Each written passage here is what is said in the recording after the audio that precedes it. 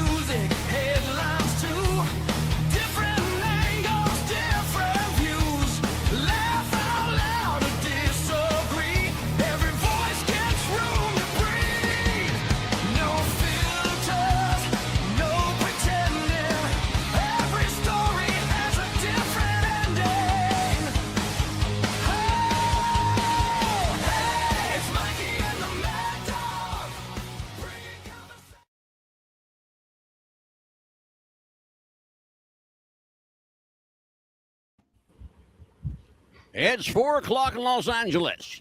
It's 5 o'clock in Sheboygan, Wisconsin. And it's 7 p.m. and we are live from Philadelphia. Hello, everybody. I'm Mad Dog Scipio. This is Mikey and the Mad Dog on a very special night. Monday night, Behind the Veil. What lurks behind the veil? Well, I got three guys that are going to try and tell us what lurks behind the veil. But before I get to them, welcome to Monday Nights Behind the Veil and Mikey and the Mad Dog. Mikey, how the hell are you, my friend? I'm doing good, Angelo. I'm back in Jacksonville, Florida after a successful acting journey up in Connecticut. Had a great time up there. I'm really looking forward to our guests tonight, multiple guests, on a very interesting topic that I am new to. And I'm really looking forward to the experts here telling me more information about it because it's fascinating. Absolutely. And I want to warn our audience to behave themselves because I got an FBI guy in the house tonight and I know where you live. So now, before we get into too much tonight, let me just tell everybody a little bit about tonight's show. This is a follow-up show to this amazing, amazing book. And if you have it, you know what I'm talking about. Alcatraz Escape by Ken Widner and Mike Lynch. And they bring with us tonight Stuart Fillmore. He is a retired FBI agent. As they bring Stuart, there goes this Stuart. And I'm going to start with Stuart tonight. We're going to do this. Stuart, I'm going to bring you up on the big camera tonight. Watch this. Check this out. I'm going to make you famous, kid. Oh, wow. Okay. My condolences to the audience. There you go. They got to deal with me every week. Don't worry about it, brother. Stuart, let me just, first of all, welcome you. You're the new guy in the house tonight. How did you get involved with Mike and Ken in earnest on this journey into Alcatraz? Yeah, it's actually very interesting. We ended up on the same show, Expedition Unknown, a few years ago. That was just somewhat randomly, I guess, that we met. Obviously, Ken and Mike have the expertise of the case, especially Ken, because he's linked to it through his family. I had done some previous shows on Expedition Unknown, and I guess they liked me enough to invite me back. And so they called me and asked me if I knew anything about the escape from Alcatraz. And it's as we talked off air, Mad Dog, it's one of those things that I never worked officially in my capacity when I was in the FBI. I never did a thing with it. In fact, that case, the FBI closed that case in '79. I didn't get into the bureau until '87. But anyway, I just by luck got on that show. I met Ken and Mike. We all we're pretty simpatico as far as I think we all are very diligent about pursuing unsolved cases. This is one of the ultimate unsolved cases. I think we all just kind of realized we had a passion for this. It's even though, like I said, I had never worked on it before, I'd always been interested in it. I saw the Clint Eastwood movie back in 1979, Escape from Alcatraz, and I really just, for whatever reason, I'm drawn to unsolved cases. In my heart, I'm a puzzle solver, really more than an investigator, but I guess it's kind of the same thing. And so that's how we met. And then, lo and behold, I got involved with some other folks, Rob and Cindy Dorfman, on a totally separate case apart from Alcatraz. And I really don't even know, Ken and Mike, I guess we've never really talked about it, but they had started working with Rob and Cindy, and I was working with them on a separate project. And at one point I was filming with Rob and Cindy, and they asked me again what I thought about Alcatraz, and they said that they had some new developments, and that I might be interested in playing along with it. And so I said, absolutely, you got to be kidding. Yes, the answer is yes. And so that's how I got involved then, and so I got a chance to work with Ken and Mike again, and it's just been fantastic. Beautiful. Well, tonight, with newly discovered information and tangible physical assets, Ken Widner, Mike Lynch, and Stuart Fillmore, they're going to walk us through the planning, the execution, and the aftermath of what is still the most controversial prison escape in U.S. history. We'll address the long-running debate on whether these three guys actually made it across the alleged shark-infested waters of San Francisco Bay onto the mainland, and what happened when they got there. And I want to talk right now about the San Francisco Bay, because we got some people got some splaining to do, Lucy. I spoke to an oceanographer that works here at the Camden Aquarium, the New Jersey State Aquarium in Camden, New Jersey.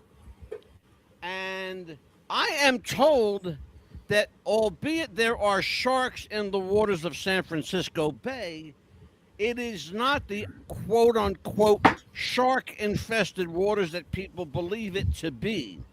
There are meandering sharks that come in from deeper waters. This is true. But it's also true that it's entirely possible to make it off the rock once you get off, to swim a fairly short distance to shore.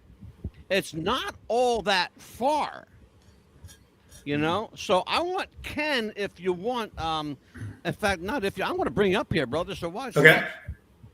There you go. I'm going to bring you up here. Let's talk about this. What do you know about the waters surrounding Alcatraz in San Francisco? Well, I can tell you that I personally swam it. I did the Escape from Alcatraz triathlon in 2016. And I can tell you that every year, 2,000 people do it. So it's not an impossible task. It's a 1.5 mile swim. If you had to do it, yes, you could do it. My two uncles were excellent swimmers. And if they had needed to do it, they could have done it. But to be honest with you, they never even got in the water much. I mean, they had a raft, they had a boat that was picking them up in the middle of the bay. So they pretty much, but the only time they ever really got in the water was when they entered the water just around the island and into the docks, and then probably transferring from the raft that they had into the boat that was meeting them. That was about their extent of the water. But I can tell you that, John and Clarence, especially Clarence, he had swam one time over 20-something miles in this Tampa Bay. So, did they have the ability to do it? And can you do it? Absolutely. Mike, there is this misnomer over the years that, and I guess it's misnomer by publication, by creative license, by ignorance, perhaps, that John and Clarence and perhaps even Frank Morris made it, or allegedly. Let me back up.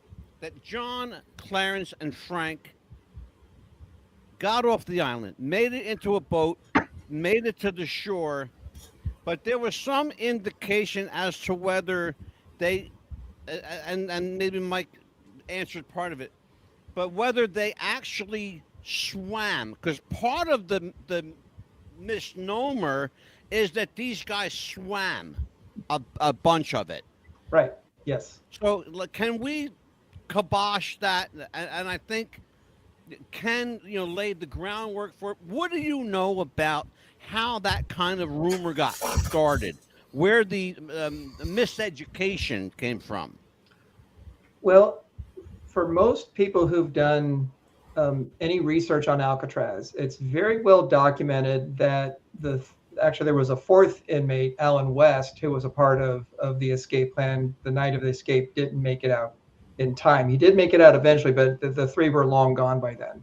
And a lot of the inside information came from him. So the day after the escape, which was on June 12th, because they got out the night before on the 11th, he was interviewed by the FBI. They immediately took over the investigation on the 12th. They were brought onto the island because they have a field office in San Francisco, and they were notified, as were the police and other agencies, to start the search immediately.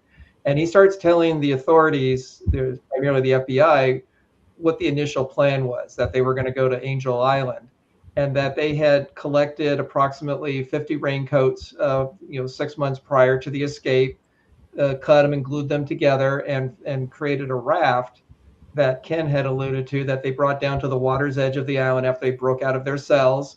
And then they started paddling towards what Alan West said was Angel Island. But with information that we've uncovered when we were doing research for the book, and Ken prior to that looking into the story, as was mentioned, that he's the nephew of John and Clarence, so he has a lot of family information, which I'm sure you'll get to shortly. So from very, very early on, it was already established that they had a raft, that they were paddling their way to freedom. The question is, which direction did they go, and what were the means by which they did escape with the raft? So the idea that they swam for it must have come much, much later, because a lot of the stories and biographies and books and so forth really focus on the tides of San Francisco Bay, which have very, very strong tides coming and going, depending on, what time of day it is.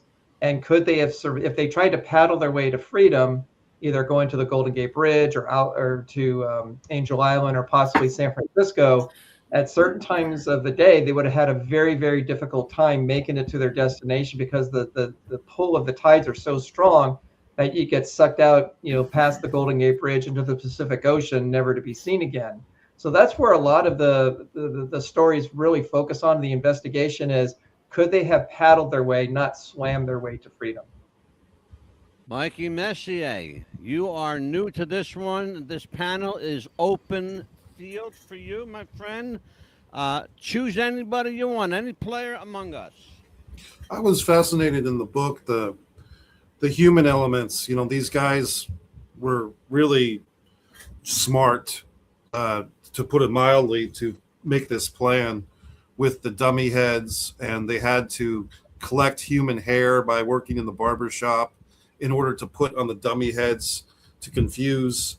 Was it Herman the German, the security, the inmate guard who was fooled by the dummy heads, and just the ingenuity of these gentlemen and the trust they had with each other, and also, I guess, a supporting nod to the other inmates who nobody ratted them out, as the inmates would say, that they kept the code of silence for that well in order to not alert the guards, because you can see where an inmate might court favor with the system by ratting these guys out, but nobody did.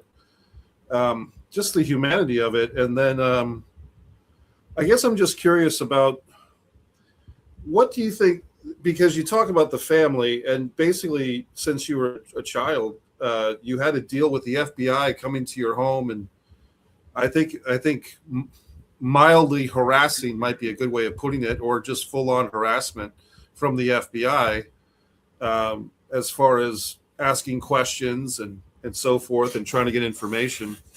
But to kind of come full circle and eventually team up with those guys for some of these documentaries, what was that evolution like? Like, how did we get from feeling persecuted by the FBI or harassed by them to actively working with the authorities and trying to put this mystery together?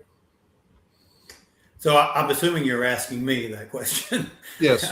being as my family was the one that was, harassed by the FBI early on. I remember all the stories that my grandparents My aunts and uncles talked about how the FBI was just so hounding them at the very beginning. You know, they would show up unannounced. Many times they would threaten them with, you know, if you know anything about your brother's whereabouts, if we find out that you've been involved in any way whatsoever, we're going to bring charges against you. You're going to prison. So they were pretty much like scared to death.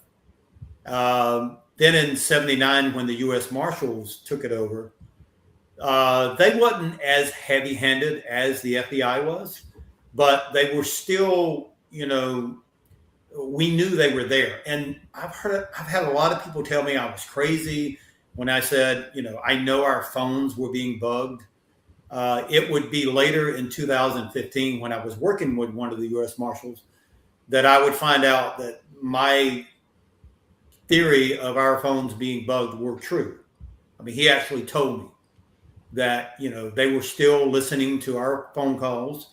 I would be surprised that they're not physically listening right now, because even now, I know this will shock you, but we've had the U.S. Marshals approach us with what we already know, and they're wanting to know what we know, and we're refusing to kind of like tell them right this minute.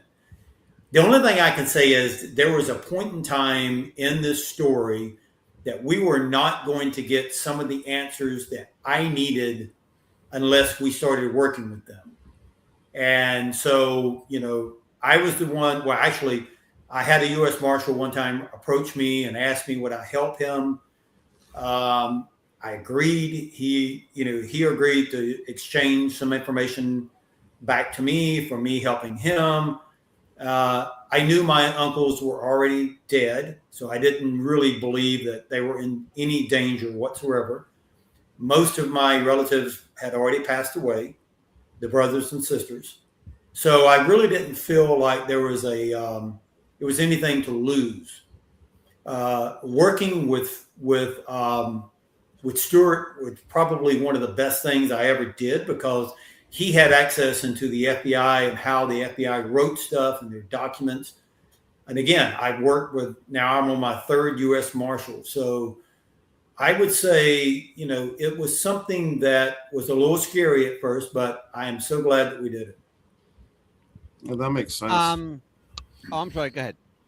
No, I was just saying that makes sense. I mean, it's really, I guess, just to give a little thought as far as the listener to the audiobook. And like I said, I feel like I'm new to this story, but I feel like you can't help as a civilian to kind of root for these guys to escape and go to Mexico or Brazil and have lives. And because it seems like their sentence was a bit harsh, very harsh for what they did. They robbed banks with a toy gun, or a bank with a toy gun. And it just seems like the penalty was more severe than necessary. And I think there's a little part of almost everybody, maybe not everybody, that has a really scary nightmare about going to prison. You know, I think I've never gone to prison as a culprit, but just that's a fear. Like, it would not be fun to be in prison. And you kind of think, if I was in that situation, would I have the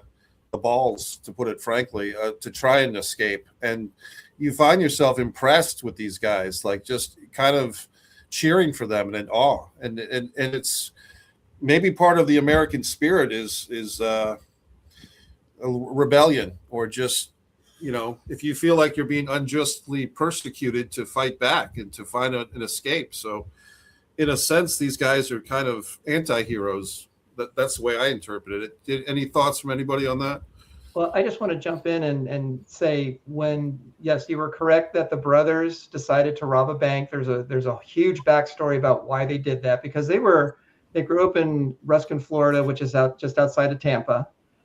They were small timers, you know, local crimes, breaking into houses, stealing car batteries, breaking into stores for, you know, kind of pocket money.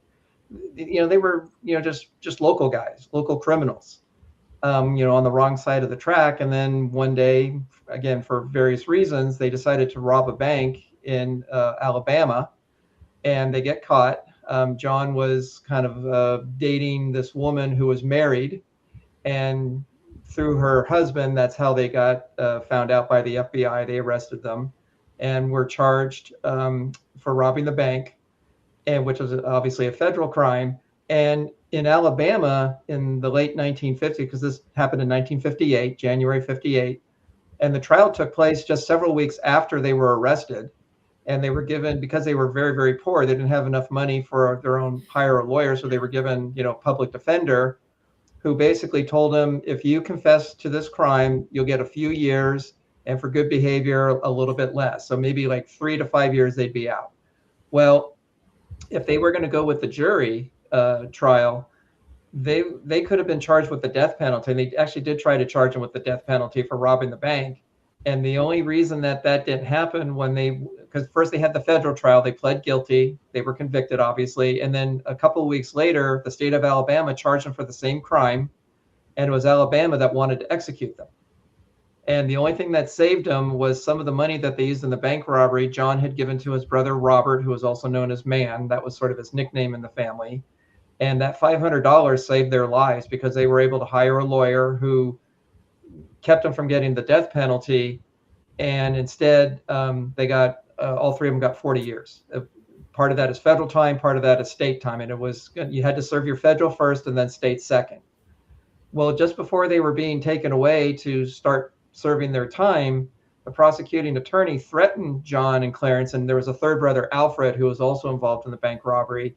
And he basically said that when you finish your federal time and come back to do your state time, you're never going to get out. This is going to be your last stop. So basically he said, you're going to be killed in prison. And Frank Morris, who joined them in Alcatraz, they kind of knew each other a little bit. They kind of crossed paths in prison prior to Alcatraz. They already knew each other by the time Alcatraz comes along. He had a similar experience because he also robbed a bank, was later caught, and the prison he was going to be sent to essentially said the same thing, that they were going to kill him when he came back. So for all three of them, John, Clarence, and Frank Morris, they later said to prisoners in Alcatraz that they weren't escaping from Alcatraz, they were escaping from being sent back to the state prisons where they were going to be threatened to be killed. That's why they were highly motivated to escape Alcatraz. I'll tell you what, Mike, the cast of characters in this Alcatraz saga reads like a who's who from Central Casting. It's utterly remarkable. I want to bring Stuart up here. Stuart, you're an FBI guy. Yes. Your job is evidence, solid evidence. But in so collecting the solid evidence, these pieces, these factoids of information, the other thing that you rely upon heavily as an effective agent with the FBI is your gut instinct, that inner voice tells you. Is this true? Is this bullshit? Am I being played? So all these questions come up. Yeah. Let me read something to you, Stuart. Okay. My name is John Anglin. I escaped from Alcatraz in June 1962 with my brother Clarence and Frank Morris. I'm 83 years old and in bad shape. I have cancer. Yes, we all made it that night, but barely. Frank Morris passed away in 2008. His grave is in Alexandria under another name, and my brother Clarence died in 2011.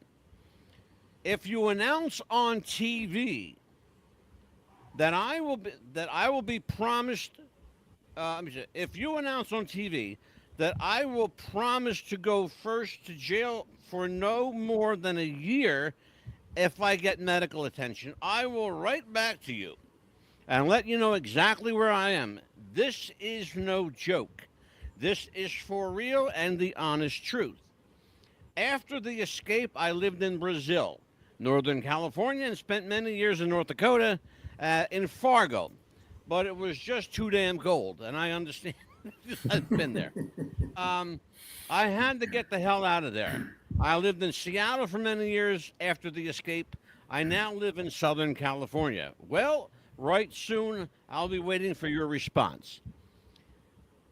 Couple of things struck me when I read that to Ken and Mike the first time out loud.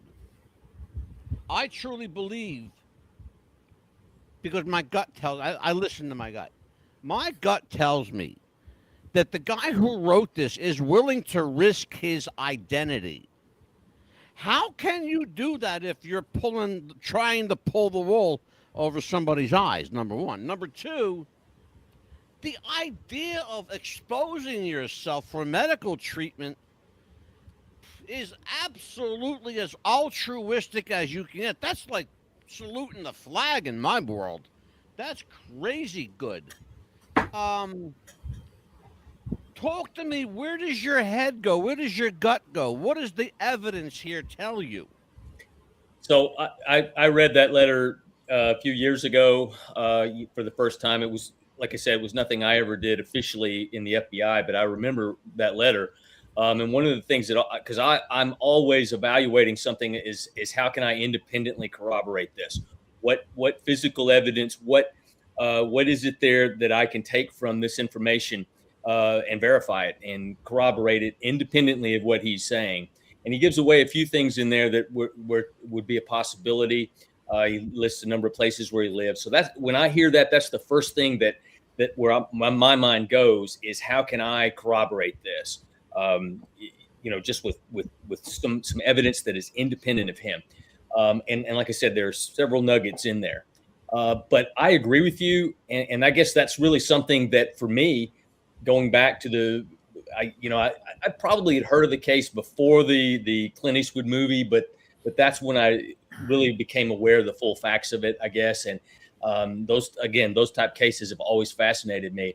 And I agree that for me as well, I've always had somewhat of a gut feeling that they made it.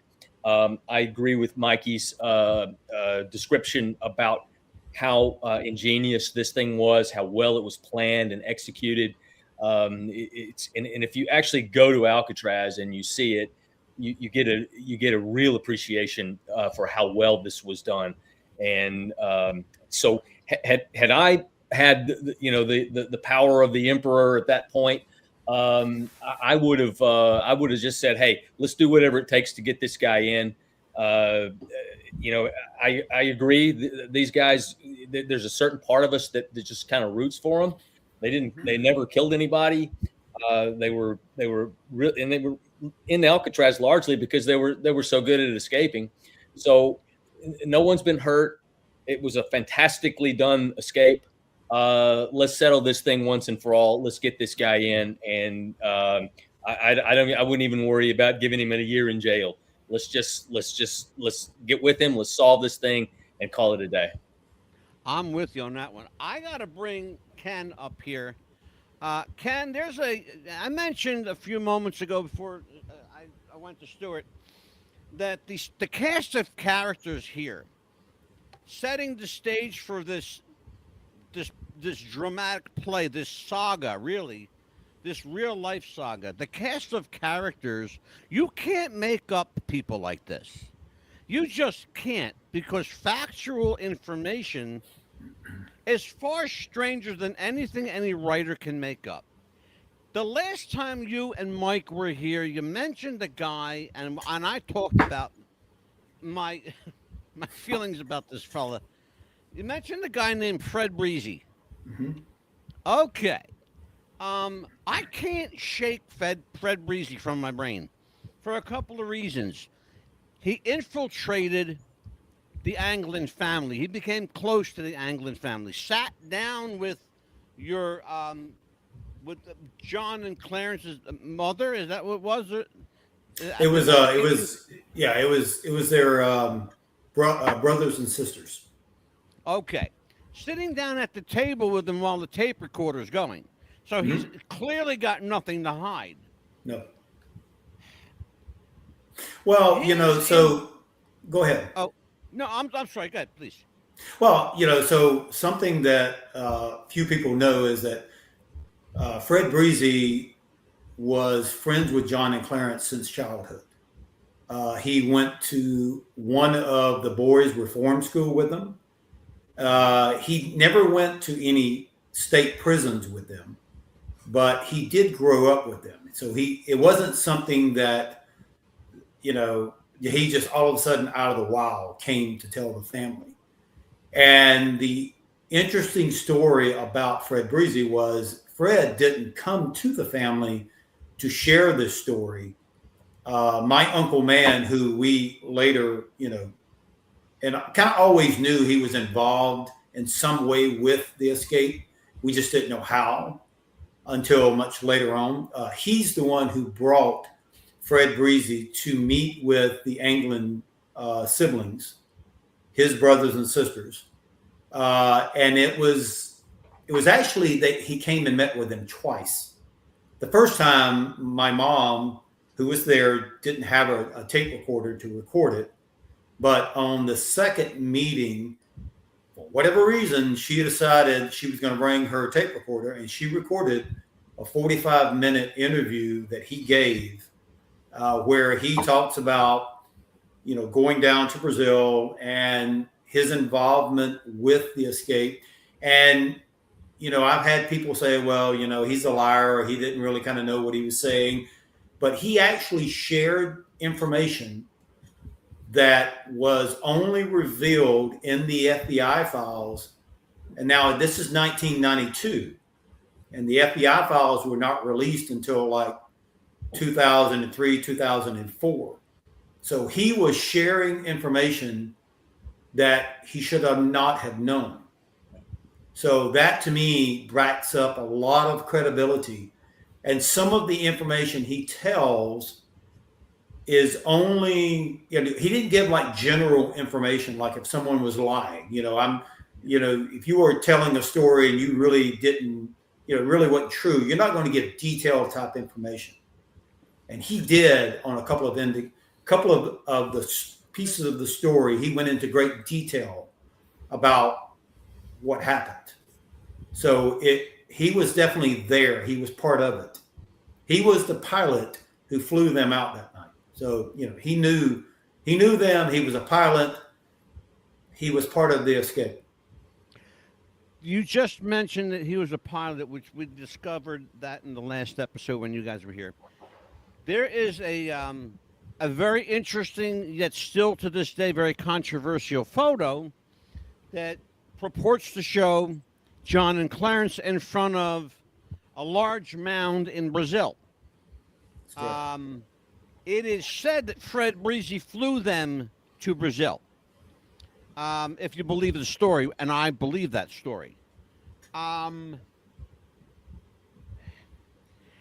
long, to your knowledge, and anybody that has knowledge can answer this question, how long, to your knowledge, did they stay in Brazil? How long was it before they left? Did Fred Breezy go back to retrieve them and take them out, or did they find their own way out of the country? Because that's the question I don't have the answers to. Well, I do know somebody does. I do know that Fred Breezy flew them back into the country multiple times. They did come back when my grandfather was sick and was about to die. He died in 89, and I do know that it is reported that Fred flew them back a couple of times. Now, how do I know that they survived or stayed in Brazil? This show is going to bring up, I can't go into some of the detail of what's going to be in the show that's airing on the Discovery Channel. But we do believe that, and this is where this letter kind of really changed my opinion of it. We believe that Clarence actually did die in 2011. I'm not sure he was in Brazil when he died, but we do believe he died in 2011. We do believe that John died in 2016 of some type of a cancer issue. And this show is going to kind of bring this more in focus, even to the point, and I will share this, if what we have found, we actually might even know where John is buried in Brazil. The idea that someone would empty their heart in their final years to ask for help, risking being caught being captured, being sent back to prison, tells me a lot about that person. It tells me at this point in their life, they're done running. They're not hiding anymore. They're clearly willing to make themselves visible. And as Stuart and I discussed, what's the end game? This is it. What's the end game? The end game is, hey, fellas, here I am. I'm sick. I need your help. There's no, how do I want to say this? There's no play here. No. You know what I'm saying? There's no play here. This is for real. This is real life. So if you believe, and I absolutely stand with you, if you believe that he's buried and passed in Brazil, which I'm all but certain he is, in fact, I may even be certain that he is, based on the picture, if you really take a good look at that picture, forensically, he does not look well. He looks like John Anglin, but he looks like an ill John Anglin, just like Clarence looks like a much older version of his younger self. Clearly, but they still resemble who they are.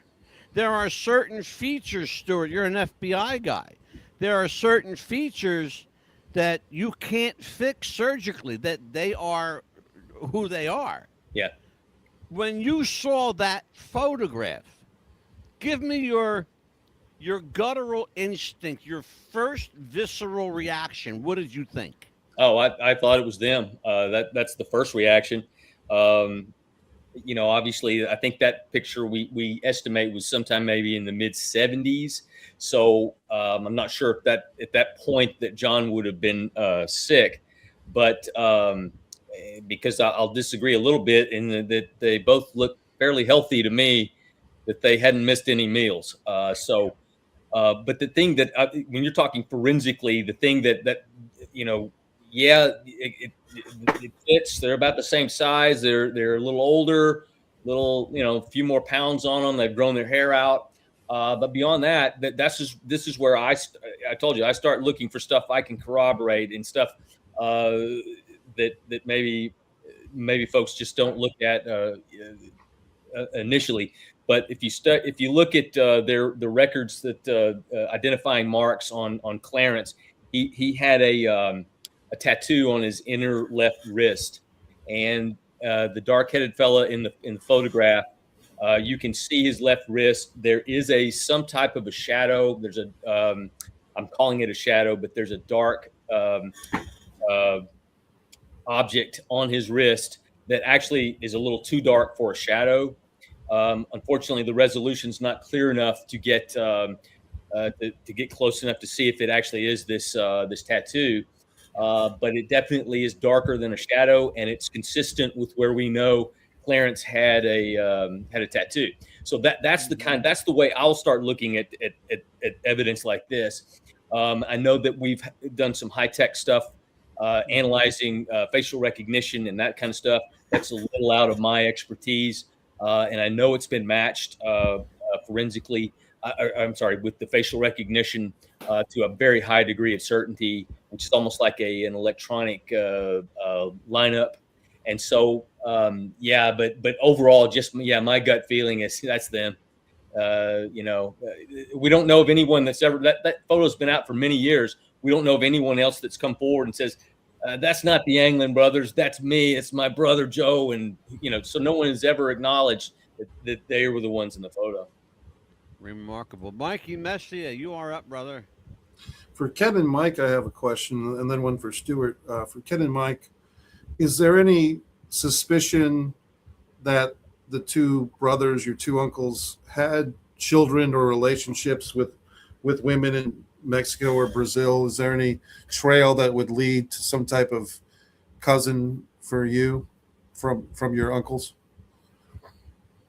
Well, yeah, so I can answer that. The only information that we had about my cousins or their children came from Fred Breezy. He did acknowledge to their brothers and sisters that I believe it was Clarence that had, I believe it was 4 children, and John with 3 children. They both, according to him, married. We do believe, and this show is going to bring out some new information, that we've come very close to tracking down some of those relatives. I'm not going to say, anything else other than that we are in the hot pursuit of it. So that's, definitely they had children. So.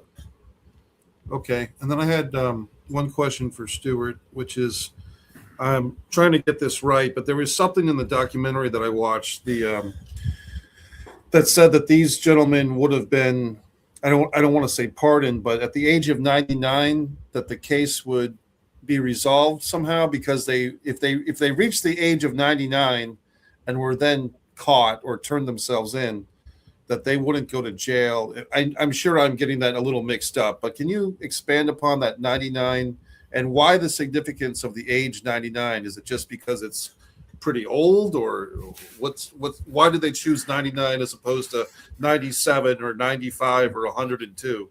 You see what I'm saying?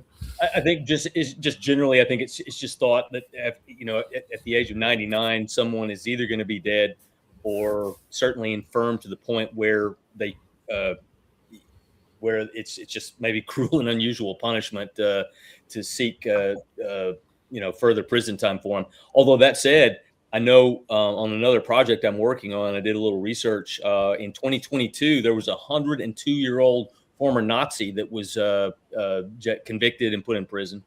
But I don't, to be perfectly honest, I don't know the actual legal reason behind that the charges disappear after the age of 99. Like I said, I think just logically, I never had a case where that was an issue at all, so I just can't speak to it from experience. So I'm guessing that it's just that the person's is assumed dead, or they're just too old to put in prison. Yeah. Mike Lynch. Yes, sir. Mike Lynch. Hold on, Mikey Messi. I'm going to go back to you in a second, but I got to do this real quick. Mike Lynch, you're the guy that kind of like, you're the connect the dots guy in this district. Yep. So I'm going to ask you to do just that for me. I mentioned a moment ago, cast of characters reads like a who's who of, central casting here. So I want to throw some names at you and connect the dots for me. Okay, do it. Warden Odin Blackwell, Fred Breezy, Mickey Cohen, James Whitey Bulger, the Anglin brothers, Frank Morris, Bumpy Johnson, the Godfather of Harlem. Yep. Charles German, Herman the German, yep. Alan West, and put it together for me. These crazy kooky guys. Yeah. So Mickey Cohen was a very well-known mobster in the Los Angeles area for many years, yep. And he actually knew the brothers prior to Alcatraz. He was a drug guy. That was one of his means of being an underworld figure. And he and the brothers lived in Florida in farming community, and they were expert farmers, and they can grow anything basically. And it was actually through Fred Breezy, who we've already talked about a little bit. He worked with Mickey Cohen as one of his drug pilots. It's very well documented that he flew drugs out of Central and South America for many years. And he actually had a nickname. He was known as Waterbed Fred, because what he used to do was he used to have the twin turboprop planes that go a couple 100 miles an hour, which, back in the day, in the late 50s, that was pretty fast for a plane, for a private plane. And what he used to do was he'd literally get the bladder from a waterbed, and he put it in the plane and siphon up the gasoline into his engine so that he can basically double his flight time in the air. He didn't have to land. He can go from somewhere in America down to Central South America without having to refuel. So he had developed sort of this little primitive technology of flying further than he should have in a turboprop plane. So Fred Breezy connects the brothers to Mickey Cohen in the 50s. They start growing marijuana for him on their farm, which they were actually caught by their father. Their father caught them growing the marijuana. They weren't drug users. They were just drug growers. That was for them, it was all about the money. They wanted the money because they wanted to live a better life. That's why they were committing small crimes growing up, because they just wanted the good things of life they didn't have. And then eventually they do get caught, robbing the bank. And then they're eventually sent to Leavenworth. John and Clarence try to escape from Leavenworth. They get caught. And then that's what gets them to Alcatraz. So Alcatraz was not their first escape. They had done it many times before over the years. So they go to Alcatraz. Eventually, Mickey Cohen is arrested for tax evasion, convicted. He's sent to Alcatraz. Well, another person who was waiting for him at Alcatraz was Whitey Bulger, who was also a very infamous Boston mobster. And he was at Alcatraz at that time. The brothers didn't know Whitey Bulger. They met him through Frank Morris. Now, like I said, Frank Morris and the brothers crossed paths a little bit in Florida area because he had, he was also kind of a small timer for a lot of years and then tried to rob a bank. And so they meet up again in Alcatraz. And then, of course, Bumpy Johnson, as you said, the godfather of Harlem, he knew Mickey Cohen because Mickey Cohen was originally from New York. And Mickey Cohen was Jewish. Bumpy Johnson was African American. So they had the New York connection, they had the mobster connection, and they also had the connection of prejudice, of what it was, for them growing up, how they had to deal with personal prejudice. So they had a lot in common, and they had a friendship at Alcatraz, which was very unusual because Alcatraz, for its entirety, was a segregated prison. The black inmates were kept in one part of the prison, the white inmates in the other part, and when they were in the exercise yard, they didn't mix. They kept to themselves, except for Mickey and Bumpy. They would walk around the yard, and both groups would be kind of upset about that because there was a lot of prejudice in the prison. And because these were very powerful men, nobody touched them and they let it go. And they were very open with their friendship. And then you have Herman the German. That was Whitey Bulger. Ken was able to sort of build a friendship with him when he was in Boston. He escapes. He was going to be arrested by the FBI. He's on the lam for 16 years, and then eventually he gets caught and then sent back to prison for his various crimes. And during that time, Ken connected with Whitey Bulger, and for several years they wrote letters to each other. Ken asking him a lot of questions about Alcatraz because he was there with the brothers. He was very good friends with them. He held them in the highest regard, was very respectful of who they were and what they did. He openly praised them for the escape and how he said, John and Clarence and Frank didn't escape. We all escaped at the same time. And that's how he felt about it. And he talked about Herman the German. His real name was Charles Herman. He was one of the guards, and he was there that night, the night of the escape. He was on the floor doing his rounds the night of the escape, and ultimately he was blamed for the escape because just before he went off duty around midnight the night of the escape, he was behind in his guards had various jobs they had to do during their shift, and he was behind in his duties, and he didn't do everything that he did. So when he signed out, he said that he checked them. There was a bed checks at certain times. Well, after the escape, he didn't do his bed check and was later blamed, saying that if you had done your bed check at the right time, we would have realized that he had escaped that night and not the next morning. And he felt very resentful that he was the whole blame of the escape was on his shoulders, and he was suspended for 30 days. And he stayed with the prison, and he retired a year and a half later when the prison closed. He moved to Arizona with his wife, and he's actually, as far as we know, he's still alive. And I spoke to him on the phone about a year ago and asked him, about his experience with Alcatraz, and he was proud of being a guard and what he did, but he was very resentful, very bitter about, even all these years later, about being blamed for the escape.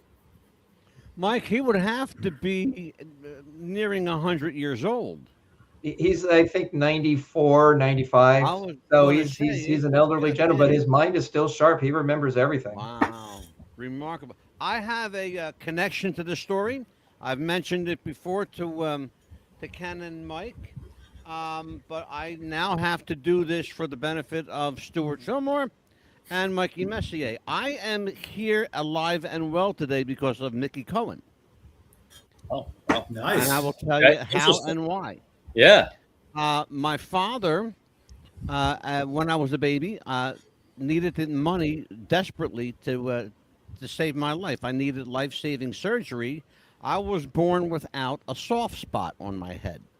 And there was only one surgeon that was able to do that job. He happened to be a Jewish guy named Dr. Eugene Spitz. And Dr. Spitz knew Mickey Cohen.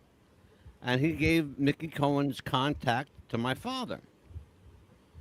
Without asking a dime in return, Mickey Cohen gave my father every penny he needed and then some, and continued to be a friend of the family for a very long time. And I am here because of two wonderful Jewish guys in my crazy little Italian world, Dr. Eugene Spitz and Mickey Cohen. That's a great story.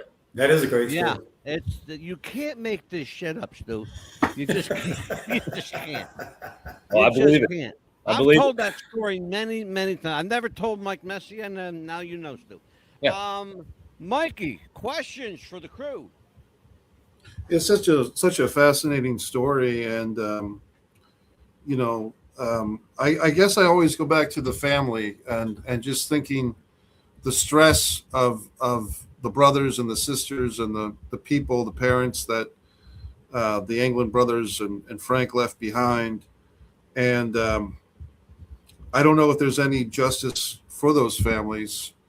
I guess because they're kind of, the term guilt by association comes up, and it's unfair, but you guys, as the family, you had a lifetime of harassment because of something that you really didn't do. It wasn't your fault, and Right. and it's just that lethal lottery that is life. We don't choose our parents, we don't choose our uncles and aunts and so forth. And I guess I'll just, as on a personal level, did that experience as a kid and into your teens and 20s, do you think that gave you a bit of a chip on your shoulder? I mean, it would for me, so I'm just kind of personalizing how I would take that. But having your family kind of persecuted, harassed, questioned, whatever term we want to put on that type of activity, did that give you a rebellious streak? Did that give you, or did that make you perhaps conform more to society or to expectations of society because you saw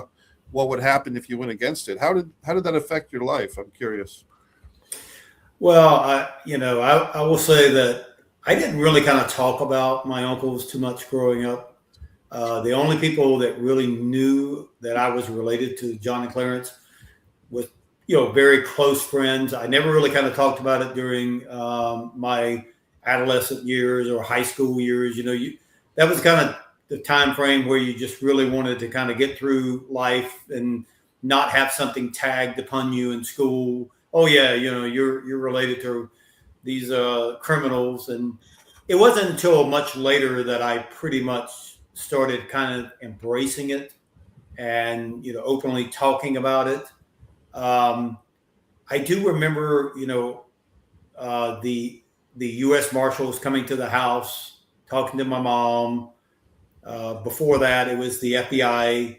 I remember going to my grandmother's funeral and, knowing that there were FBI agents there at the funeral, especially at my grandfather's funeral. I don't remember my uncle Alfred. I was only around 3 when he died.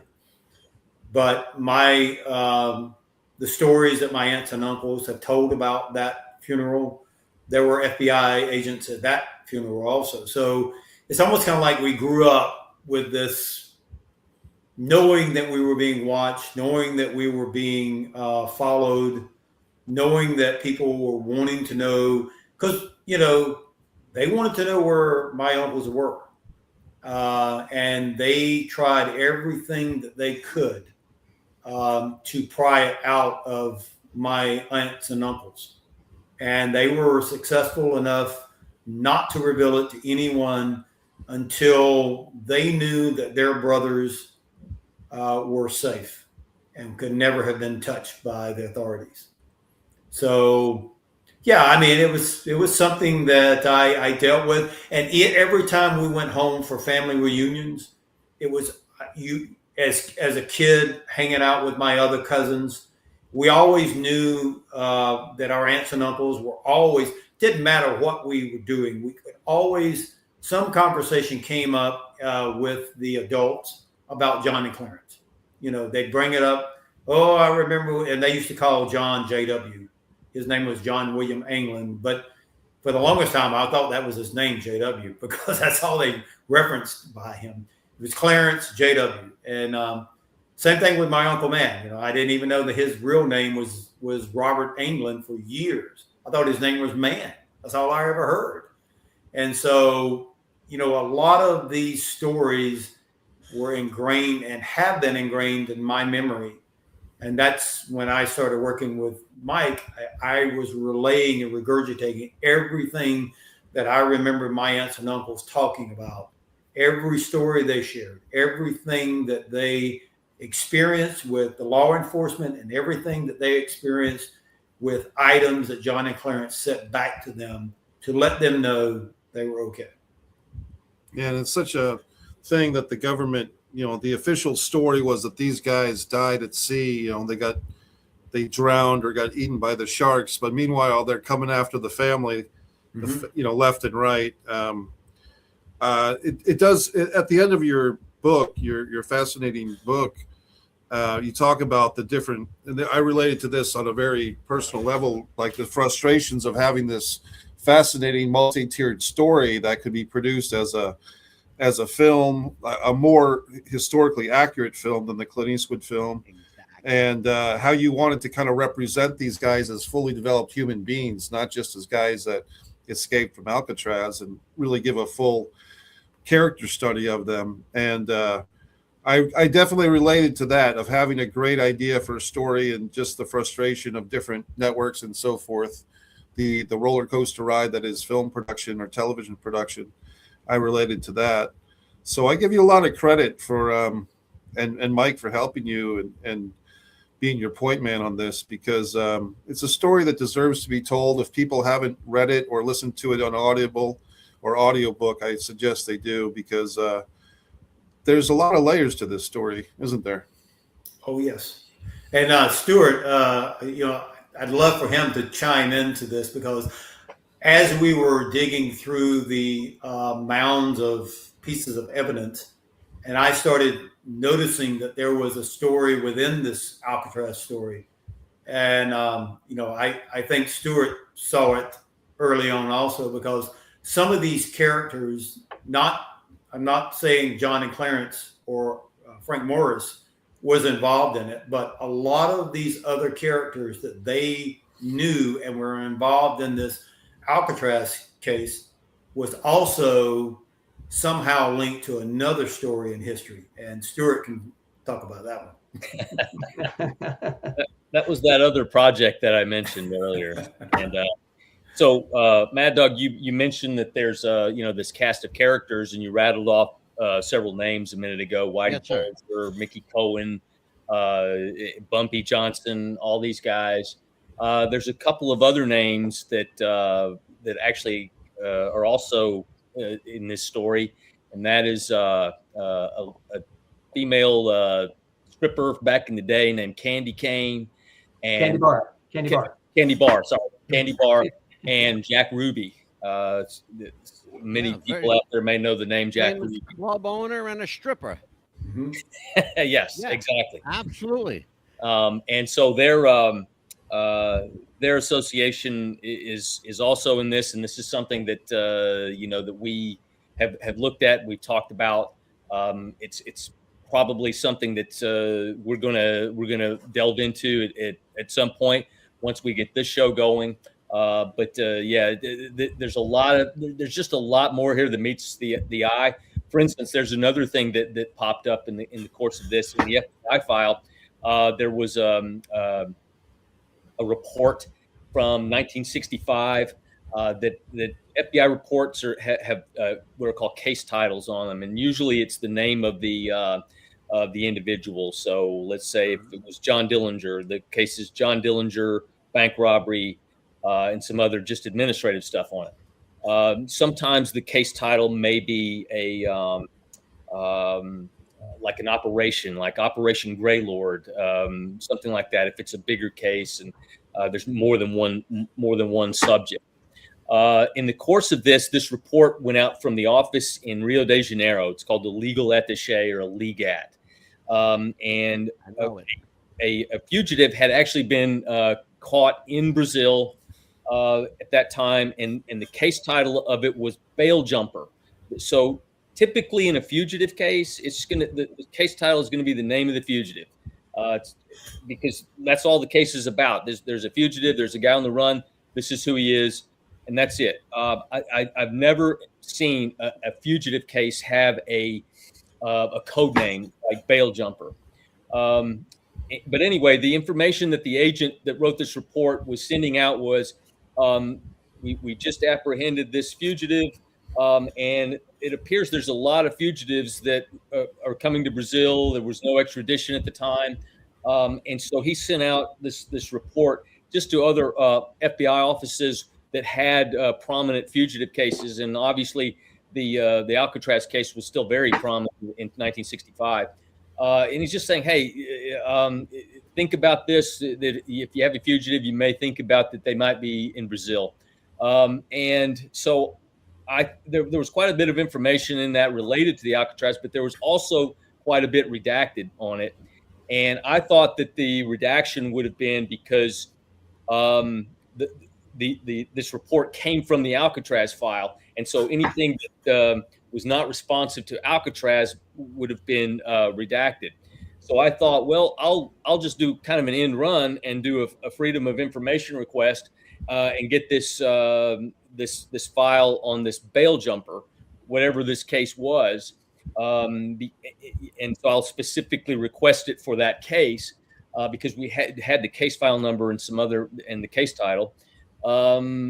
Well, that came back is that that's restricted for national security reasons. And I think you tried it as well. You did your own FOIA request on it. Yep. And got the same thing.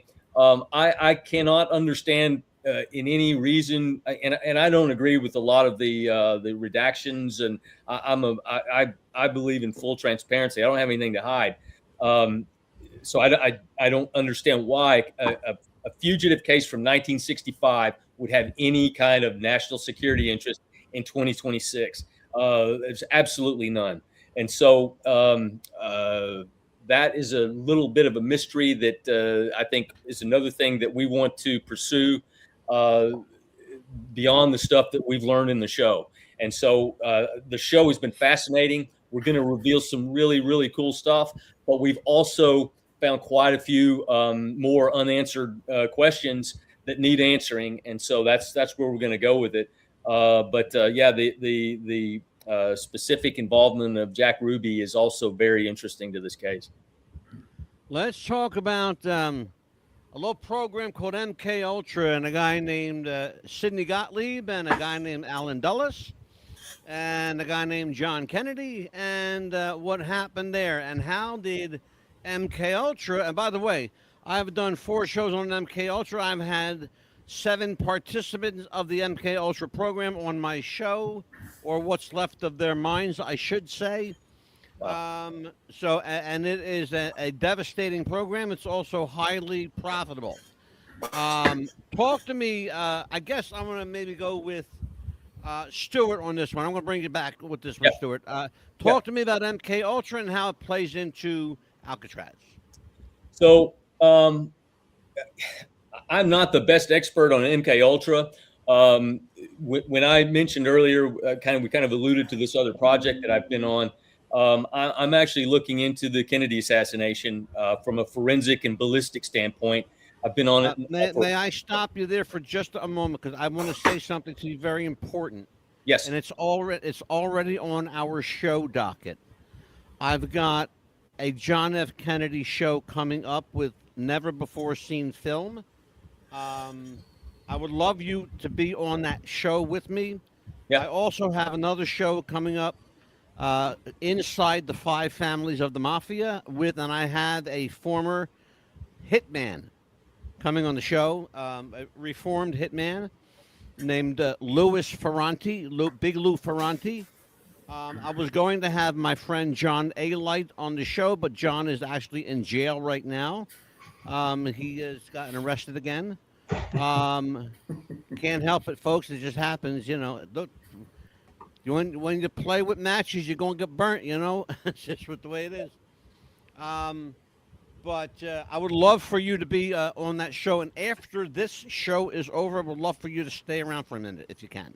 Sure, absolutely. Okay, so but continue, please. Yeah, but so on that thought, again, I've focused mainly on the forensic and the ballistic evidence. There's something in that case called the single bullet theory. It's kind of complicated to explain if you don't know the background of it, but essentially, if the single bullet theory fails, it means that Oswald could not have acted alone. He could not have been the lone gunman. And that's where the work that I've focused on. And I can tell you that the single bullet theory fails ballistically and forensically. I've uncovered my own stuff that is original on it, and it's quite devastating to the case.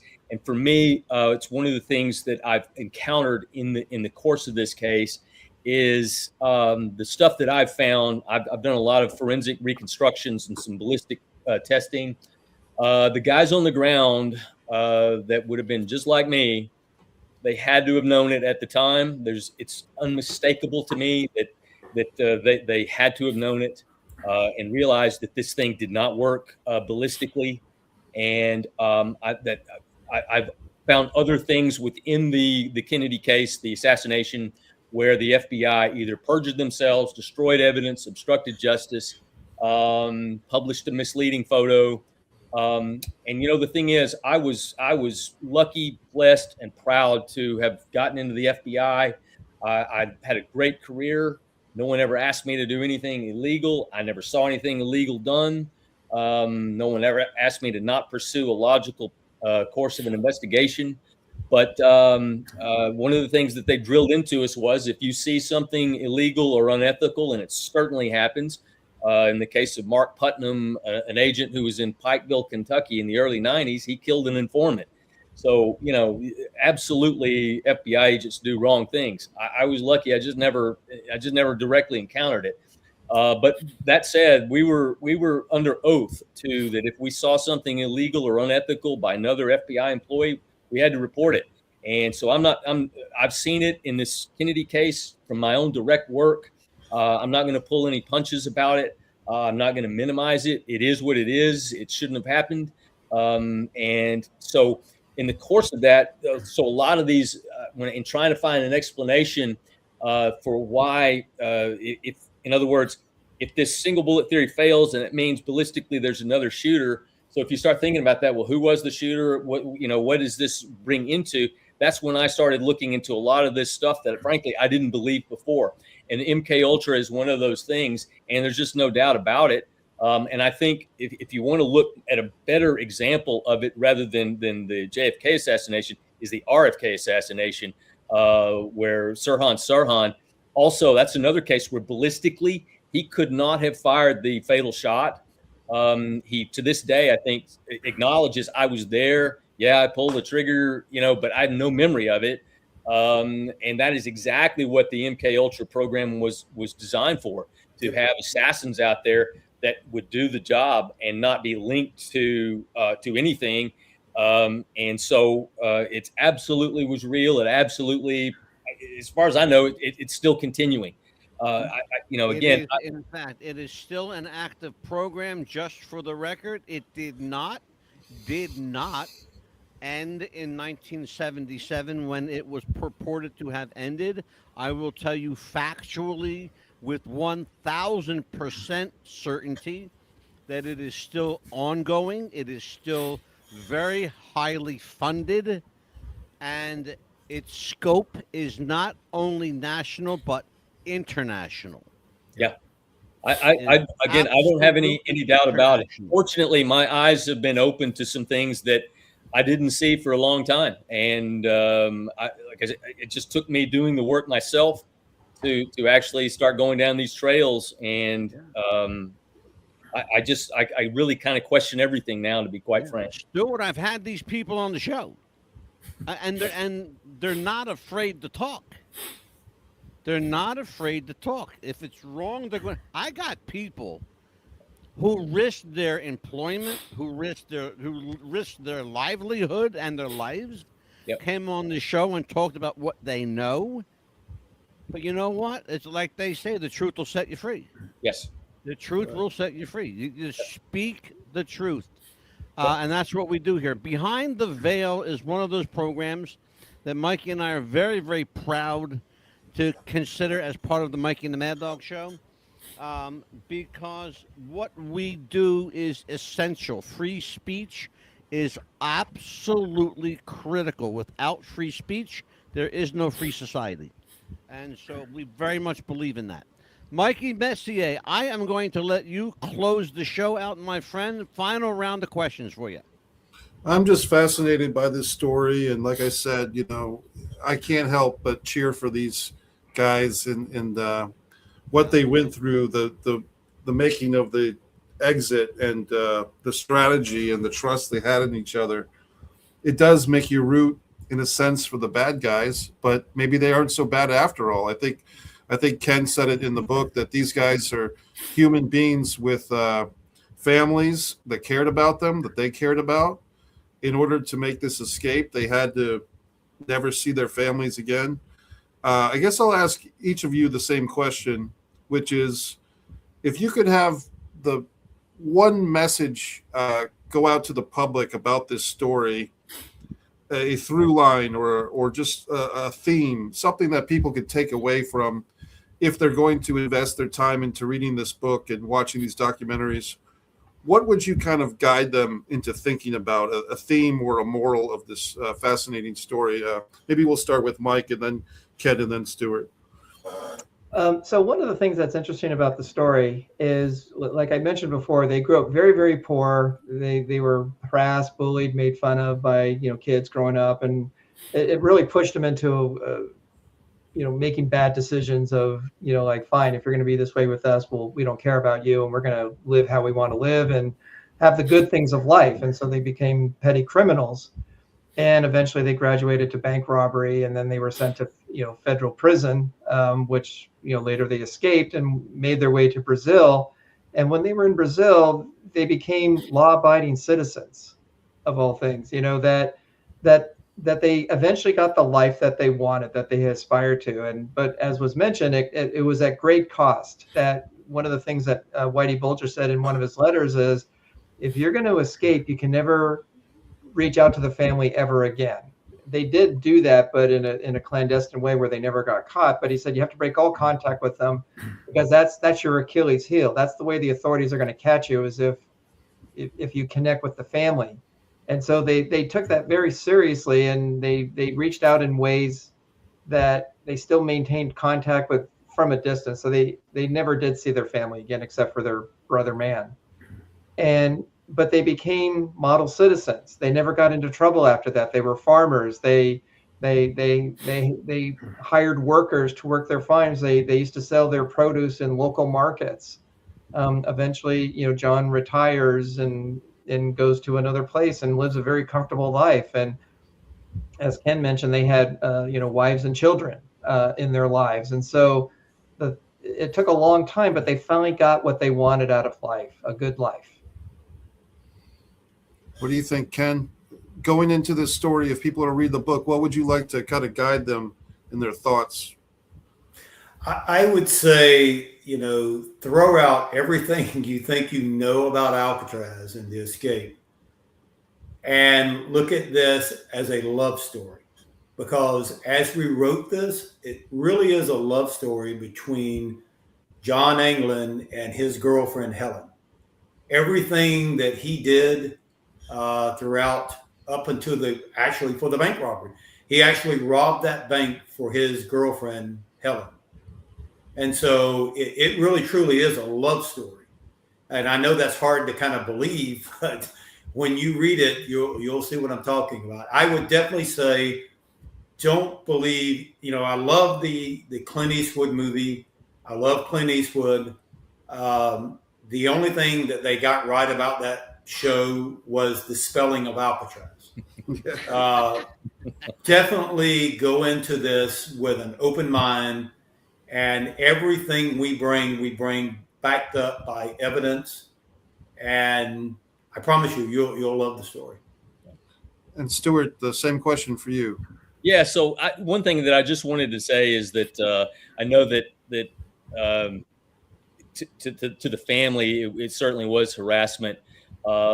unfortunately, when you have a fugitive case, the primary means of working that case is focus on the family, because most people, I don't care what level of criminal you are, everybody wants to go home. Everybody wants to have family and go back to family, and so that's just where the work has to focus when it's a fugitive case. And I understand that is very difficult on the family, and it's just an unfortunate situation.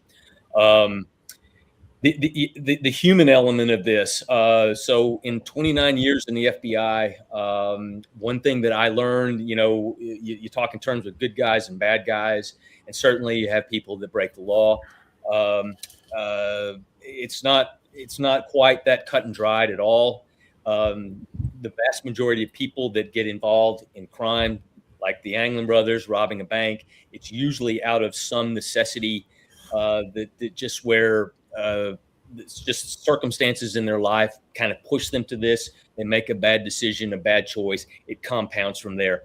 But as far as being human beings, they're not. It doesn't mean that they're bad people. Most of the people that I encountered as criminals, so to speak, at their core, were not bad people. Luckily, I only in those many years only encountered a couple of people that I would say, didn't have a soul, that were absolute evil. So I kind of root for these guys. I think, like I said, I think it was a fantastically executed plan, and they did it well. They were geniuses in it. They didn't hurt anybody. There's no indication that they did anything after that, but just become normal people. And so, the human side of this story is really, to me, what is compelling about it. And it's just, in a way, I'd say that that's just kind of cool that they made it. Mikey, it's that time, man. I would love to do this all night, because these guys are a fascinating crew to talk to. When you guys finally get an air date for this series, please hit us up. I want to be the first one to jump on this ship.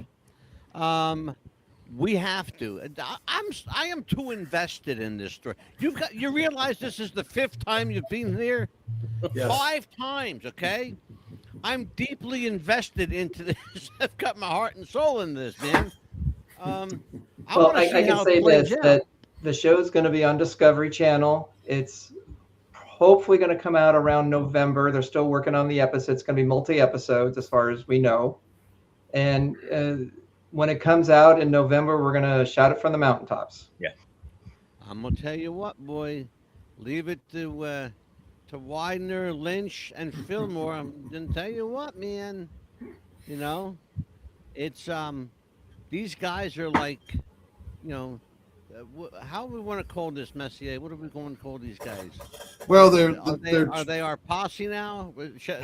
Well, I think they're 3 makes up a posse, right? Yeah, they're truth seekers. I mean, they're seeking the truth, yes. And yes, that's what I would call it. I mean, I think I'm going to tell you what,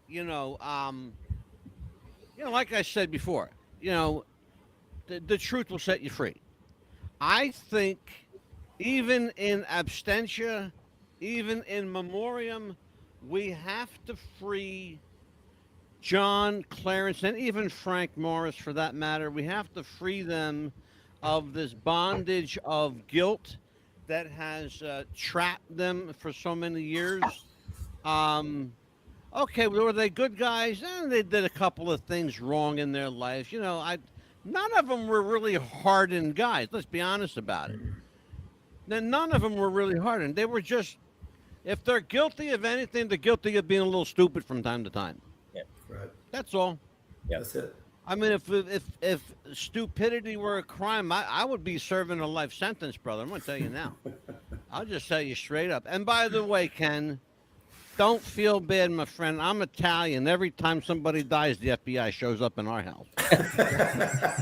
Shut up, Stuart. On that note, my friends, before we do anything, you guys have anything else to plug, either individually or together? Go for it now. Let it rip.